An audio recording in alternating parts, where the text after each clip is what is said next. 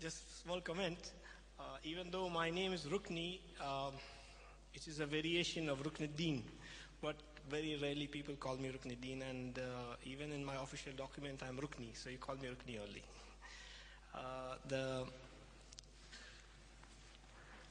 There are many things we can discuss and many things we can talk about, but practicality doesn't permit, so we settle on one topic because others goes on, and then understanding will be lost. So we settled on one topic. You asked me why I suggested this topic. I suggested three things, and then this was selected from it. Reason is because this is a very central topic in the Christian faith. And there is a very serious difference between the Muslims and the Christians in this point. So as Dr. Naik has suggested, we're going to very frankly, but in a spirit of friendship and understanding.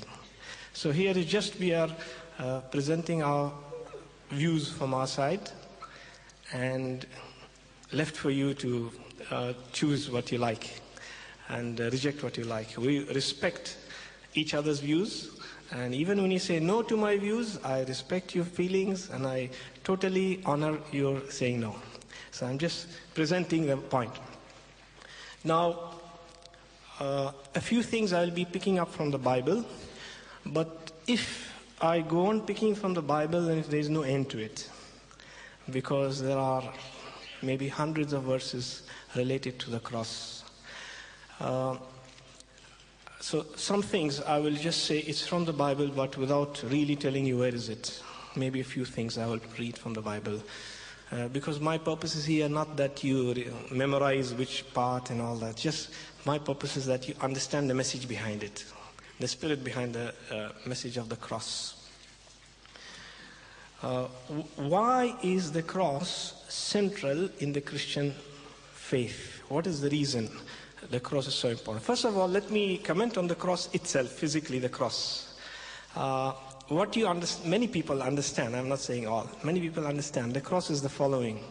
I go to Zaveri Bazaar, search for a not very expensive jeweler, and have a nice shining little bit gold cross and hang it around my neck, and that is very suitable to fashion. Some will buy gold 17, some 18, some gold 21. Good, nice, attractive looking cross. Going with fashion, matching my dress colors and all, etc. That is what many people understand of the cross. Even many Christians, that is the end of the understanding of the cross. And that was my understanding many years ago. I am born and brought up in a traditional Christian faith. I am a believer Christian only 16 years ago. I came to India not a believer. I came to India as a plain traditional Christian. But I became a believer here through Indians. So I received the faith in Christ here. And now, why the cross is so central? Now, the Bible does not refer the cross as something attractive, something pleasant to decoration. In fact, there is a picture completely opposite in the Bible. The portion of the Bible in the old part of the Bible, that is the books of the Jews, the first half of the Bible, we call it the Old Testament in the English language, it refers to the cross as something not nice. You'll be surprised. It refers to the cross as something ugly. It says the cross is a place of cursing. The cross is a place where somebody who's to be punished badly, and somebody who's cursed, somebody who's rejected by society, the cross fits him. And there is a statement in the books of the Jews, the first half of the Bible, that says, it's God's word said by a prophet. It says, cursed is the man who hangs on a tree. It was a reference to the tree, a reference to a cross. When in the life of Jesus, the cross was not a pleasant thing, desirable, but it was a necessity for something which I'll explain. The Bible, as you are aware of, some of you may not be aware, just quickly, is made out of two sections. It is 66 collection of 66 books written over a period of approximately 4,000 years. It's not one book, it's a collection of books. And the first half, that is the books of the Jews, it is mainly prophetic and written by prophets, various history in the life of the history of the Jews. And right from the first book onwards, there is sometime almost directly, but very often indirectly, reference to the cross. Now, why there is where does the cross come? Why the cross? I have not yet explained it. I'll try to come to the point. Basically, it's the gospel. It's the gospel, the news of salvation from sin. There the cross comes. Essentially, the Bible reveals to us that man is a sinner. Man is a sinner by nature. He inherited that from the days of Adam. I was born and brought up, and in my nature, I'm a sinner. And therefore, I sin. Sin by thought, sin by words, sin by behavior, and many things. It's the nature of man is sinner. And the Bible also says that the person who sins, he reaps death, a sentence of death. There is a spiritual death, there is natural death, etc. So there is a sentence of death on every human being on this earth because of sin. Because sin is offensive to God, and therefore man and God cannot fellowship together, cannot come together because of that enemy sin between them. And now what happened is, this sin is so grievous and so serious and so great that whatever I do to pay for the cost of the sin, to get rid of it, it is too small, not good enough to wipe sin from my life. See, if I give charity to the poor, it is very nice, that's a beautiful thing, the Bible recommends to do that, but it is not big enough to wipe sin from my life. As far as it's a good act, it is a good act, but not good enough to wipe sin from my life. Okay? Now, God sent Jesus, a perfect man, a man without sin, a man would prefer to suffer rather than sin, an exception, a person who sin did not enter him. He was tempted in every way, but yet he did not sin. Therefore, the sentence of death does not belong to him, as it belongs to all of us. He deserved to live forever. That was the quality of Jesus from the spiritual point of view. From the point of view as man, he walked as man on earth, like anybody else. He had to work for his bread and many different things like anybody else. But from the spiritual point of view, he was not worthy of death, because sin did not succeed going into him.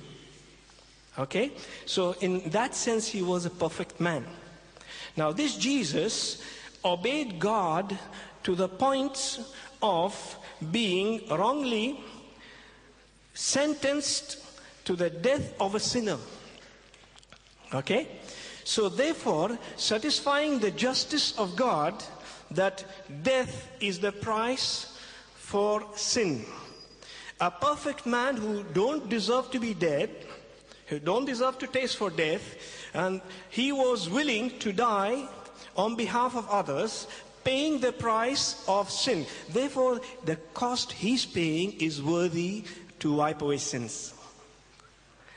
See, the sacrifices which everybody does and trying to remove sin from their life is not successful in removing sin. But Jesus, because of his value of being sinless, because of his value of obeying God till the end, therefore the sacrifice he offered was acceptable to God as a cost for sin. And that is why the cross of Jesus is central in the Christian life. And that is why it is necessary for Jesus to die the death that God knew about it beforehand. And that's why his death was the key for those who believe in him and those who receive that sacrifice in their heart and accept it. They are entitled that their sin is paid for. You know, it is a cost for paying for the sin. You know, that is what the cross is in the Christian life. That's why it is central. That's why you remove the cross from the Christian life, you have removed the whole Christian faith. Many people, not just Muslims, some other people also, they say Jesus did not die on the cross. That was, I'm not, of course, Dr. Zakir will know better than me in details, but my part I say, Jesus did die on the cross. And I'm going to, in the time available, now I just gave you an idea why the cross is important, central in our life, because that death was the key for my sins to be removed from my life. It's a free gift from God. God paid the price himself. God himself paid the price. Therefore, what he pays is good and worthy enough to remove sin. Not like a sacrifice I would do. It is a polluted sacrifice, because a sinner offering a sacrifice, a polluted sacrifice. But Jesus, a perfect man, offering himself, though as if he was a sinner. He was willing to receive the punishment of a sinner, but he was not a sinner. It is a sentence of spiritual death in me. He said, you don't die it, give it to me, and I'll take it for you. And now I'm going to just go through some of the historic things in the scripture.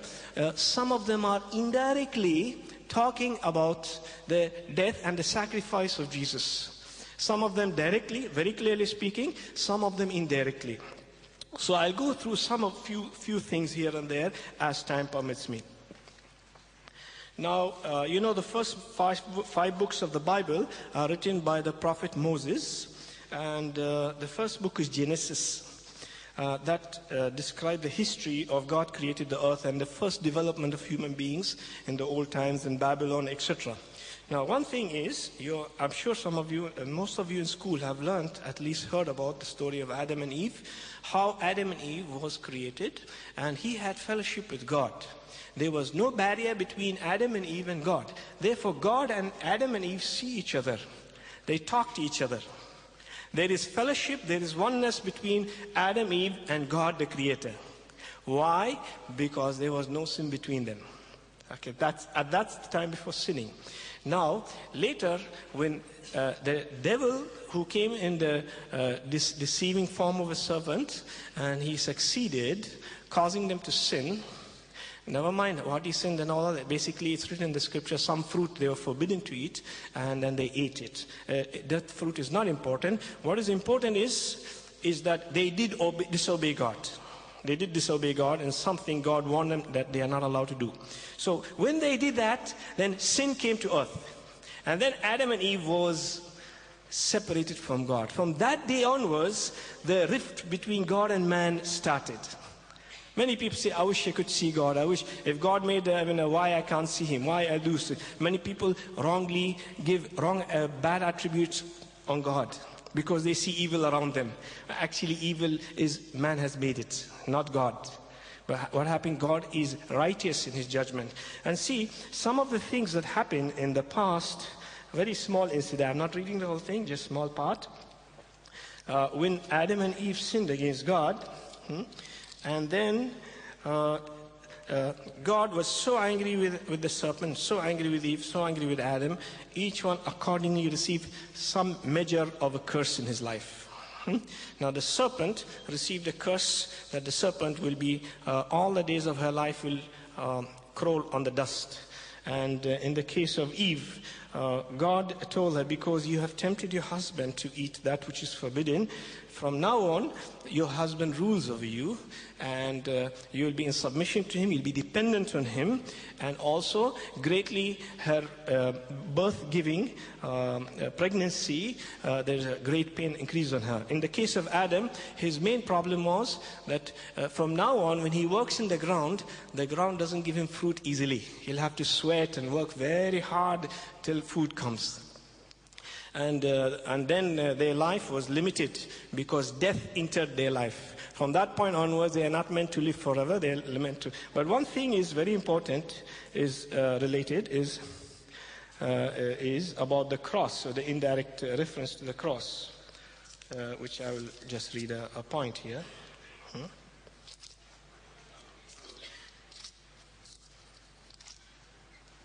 Yeah. It says.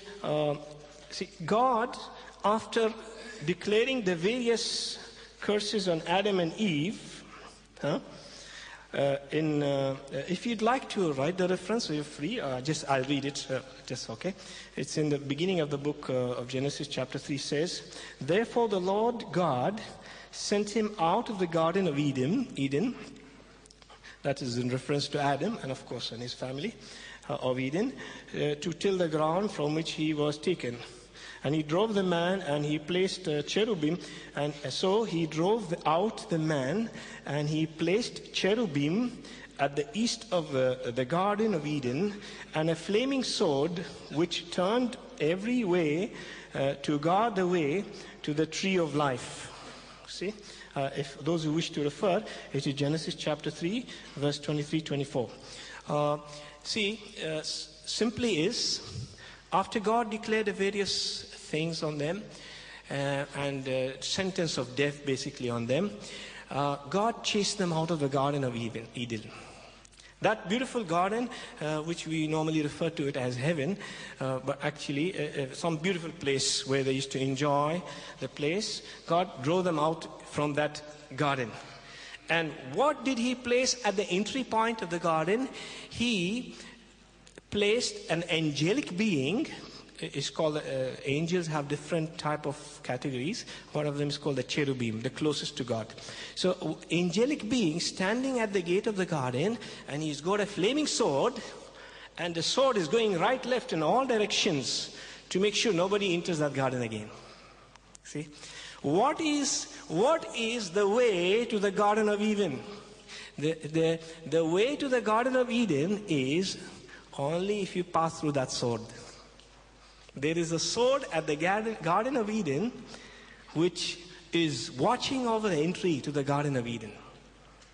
And as a Christian, and as I relate it to other things of the scripture, there is death price to enter the Garden of Eden. That sword has to fall on somebody.